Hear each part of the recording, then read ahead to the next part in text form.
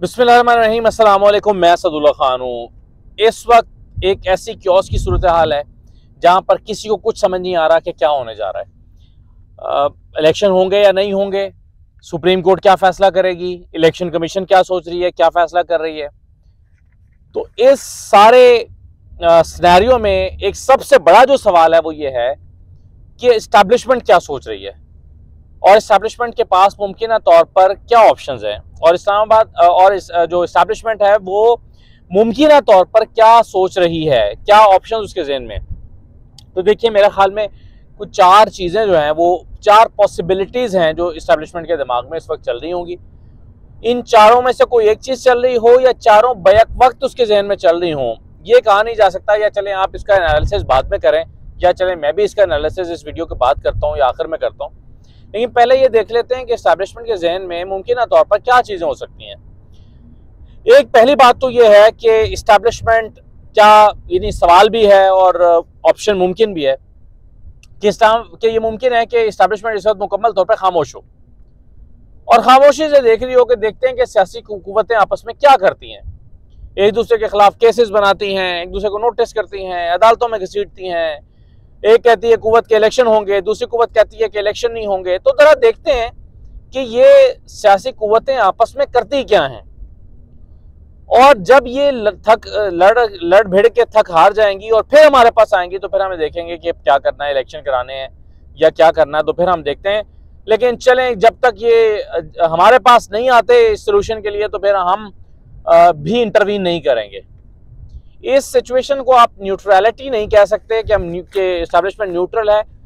Wait and सी की policy हो सकती है कि जी अभी देखते हैं कि क्या होता है, क्योंकि ये बात मैं पहले भी कर चुका हूं और आगे जाके भी करूंगा कि एस्टैब्लिशमेंट पाकिस्तान में न्यूट्रल रह नहीं सकती। तो ये जो कोई फैसला ना लेना है या इलेक्शन और नो इलेक्शन की तरफ झुकाव ना देना है, तो ये बड़ा इस वक्त इम्पॉर्टेंट चीज़ ये है कि एस्टैब्लिशमेंट हो सकता है यही सोच रही हो कि हम वेट करते हैं, देखते हैं कि क्या करते हैं। दूसरी बात यह है कि एस्टैब्लिशमेंट ने हो सकता है कि वाकई वो फैसला कर लिया हो जो इमरान खान को लगता है कि मुझ पर कांटा लगा दिया गया है। हो सकता है एस्टैब्लिशमेंट ने यही सोच लिया हो कि कुछ भी कर लें, इमरान खान को ये रियासत अफोर्ड नहीं कर सकती, इमरान खान इस रियासत के लिए फ़ायदेमंद नहीं है। और ये सऊदी प्रिंस के बारे में ऐसी बात करते हैं, ये जो है वो रियासतों के साथ ताल्लुकात नहीं ठीक रख सकते, ये ज़िद्दी हैं, इनके होते हुए पाकिस्तान के ताल्लुकात कशीदा होंगे आलमी ताकतों के साथ। तो अगर इमरान खान होंगे तो फिर पाकिस्तान को बड़ा शदीद नुकसान पहुँचेगा और इसलिए इमरान खान को अफोर्ड किया नहीं जा सकता। तो इसकी फिर जब ये तय हो गया कि इमरान खान को तो अफोर्ड किया ही नहीं जा सकता, तो फिर तो कोई भी कीमत है ना वो अदा की जा सकती है। तो फिर तो किसी भी कीमत पे इमरान खान पर कांटा लगाना है, तो एक ऑप्शन ये हो सकती है। ये मैं मुमकिनात पे बात कर रहा हूँ। तीसरा ये हो सकता है कि एस्टैब्लिशमेंट भी वाकई ये समझती है कि इस वक्त जो हालात हैं वो उसका हल इलेक्शन ही है और इलेक्शन में जाना ही मसले का हल है, और इलेक्शन में जाना चाहिए, आइन को की पासदारी भी करनी चाहिए और इसके अलावा जो है वो कानून को भी देखना चाहिए और सियासी रिवायात को भी देखना चाहिए। और वैसे भी इस वक्त सारे मसाइल का हल ये है कि इलेक्शन हो, लेकिन पहले IMF की डील हो जाए। जैसे ही IMF की डील होगी तो हम फिर सियासी कुव्वतों को बैठाएंगे और कहेंगे कि इलेक्शन कराएं। तो तीसरा इम्कान ये है कि एस्टैब्लिशमेंट इलेक्शन की हामी तो हो, लेकिन पहले वो समझती हो कि थोड़े से मुआशी हालात कुछ बेहतर हो जाएं और IMF की डील मुकम्मल हो जाए। तो तीसरा इम्कान ये है, मुमकिन तौर पर एस्टैब्लिशमेंट हो सकता है ये सोच रही हो। चौथी चीज़ ये है कि एस्टैब्लिशमेंट ये सोचती हो कि इलेक्शन होने तो चाहिए, लेकिन ये जो इस वक्त 14 जमातें हुकूमत कर रही हैं ये चाहती हैं कि इलेक्शन वक्त पे हों। तो अगर इस वक्त इलेक्शन फौरी तौर पर इलेक्शन में गए तो 14 की 14 जमातें खिलाफ हो जाएंगी, और ऐसी सूरत में सारी जमातों को जो बहरहाल इस्टेब्लिशमेंट की किसी न किसी हद तक सपोर्ट से आई थी उनको नाराज़ नहीं किया जा सकता। एक अदम इस्तेहकाम या अदम तवाज़ुन पैदा हो जाएगा कि आप सारी सपोर्ट एक पलड़े में डाल दें इमरान खान की और बाकी सारी सियासी जमातें जो हैं वो खिलाफ हो जाएं इस्टेब्लिशमेंट के और इस्टेब्लिशमेंट को टफ टाइम देने लगें और उनके हामी, उनके सियासतदान, उनसे के हामी मीडिया पर्सन्स, उनके हामी रिपोर्टर्स, ट्विटर पे एक्टिविस्ट जो हैं, सोशल मीडिया एक्टिविस्ट, ये सारे मिलकर 14 सियासी जमातों के लोग मिलकर इस्टेब्लिशमेंट के खिलाफ हो जाएं। अगर उनके खिलाफ जाएं तो ऐन मुमकिन है इस्टेब्लिशमेंट के जहन में ये हो कि इलेक्शन होने तो चाहिए लेकिन वक्त पे होने चाहिए, ये भी एक इम्कान मौजूद है। और पांचवा इम्कान ये भी मौजूद है कि इस्टेब्लिशमेंट ये सोच रही हो कि हालात जिस तरफ जा रहे हैं और जिस तरफ चले गए हैं, ये इलेक्शन वगैरह से जो है वो मसला हल नहीं होगा, तो इस पे जो टेक्नोक्रेट सेटअप है वो मुल्क के लिए ज़्यादा फ़ायदेमंद है, या वर्स्ट केस सिनेरियो में मार्शल लॉ का ऑप्शन भी खारिज अज़ इम्कान नहीं है। तो हो सकता है कि इस्टेब्लिशमेंट के जहन में मार्शल लॉ या टेक्नोक्रेट सेटअप का कोई ऑप्शन उनके दिमाग में चल रहा हो, तो हो सकता है कि वो ये हो।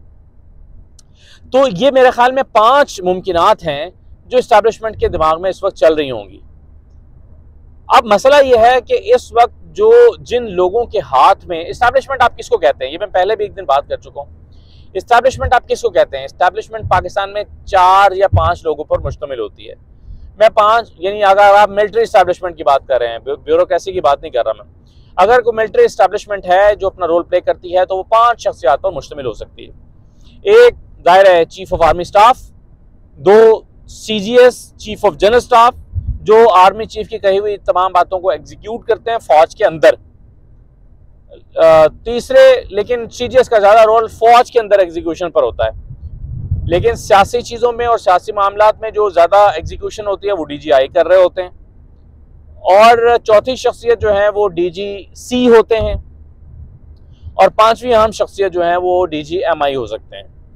तो मेरे ख्याल में इस्टेब्लिशमेंट इन लोगों पर है। बाकी जो कोर कमांडर्स हैं उनकी पॉलिसीज में पॉलिसी साजी में अपनी राय तो देते हैं, ओपिनियन तो देते हैं कोर कमांडर्स कॉन्फ्रेंस में भी और मुख्तलिफ फोरम्स पे, लेकिन पॉलिसी की इम्प्लीमेंटेशन एग्जीक्यूशन के साथ उनका उस तरह से ताल्लुक नहीं होता। वो ज़्यादातर फौज के अंदर ही मामलात को देख रहे होते हैं। तो सियासी चीज़ों को डील करने के लिए जो इस्टेब्लिशमेंट है जिसको हम कहते हैं वो इन्हीं 4-5 लोगों पर मुश्तमिल होती है। अब इनमें से भी जो ज़्यादा 3 लोग इंपॉर्टेंट हैं वो आर्मी चीफ हैं, DGI हैं और DGC हैं। अब ये जो 3 शख्सियात इस वक्त पाकिस्तान में हैं, ये ऐसी शख्सियात हैं तीनों जिनकी इमरान खान के साथ एक तरह की ज़ाती लड़ाई भी है, या ज़ाती मुखासमत कह सकते हैं, या नाखुशगवार ताल्लुकात की एक हिस्ट्री मौजूद है, और उसकी वजूहात हैं। वो क्या हैं? देखें, इस वक्त जो चीफ ऑफ आर्मी स्टाफ है उनको इमरान खान ने DGISI के ओहदे से हटाया था और आखिर तक मुखालफत की थी कि ये आर्मी चीफ ना बने। अगरचे वो मुखालफत खुलकर नहीं की थी, लेकिन हमें पता है कि ये मुखालफत इमरान खान की ख्वाहिश ये थी कि ये ना बने। लेकिन आखिर में आकर फिर उन्होंने ये कहना शुरू कर दिया कि मुझे इससे कोई प्रॉब्लम नहीं है, कोई भी आर्मी चीफ बन जाए। मेरा ख्याल है ये मौक़िफ़ इमरान खान ने उस वक्त इख्तियार किया जब उनको पता चला कि कोई रास्ता नहीं बचा और आसिम मुनीर को आर्मी चीफ लगा रहे हैं। तो एक तो जनरल आसिम मुनीर साहब के साथ इख्तलाफात की एक कहानी या एक पास्ट मौजूद है। दूसरे हैं मौजूदा DGISI।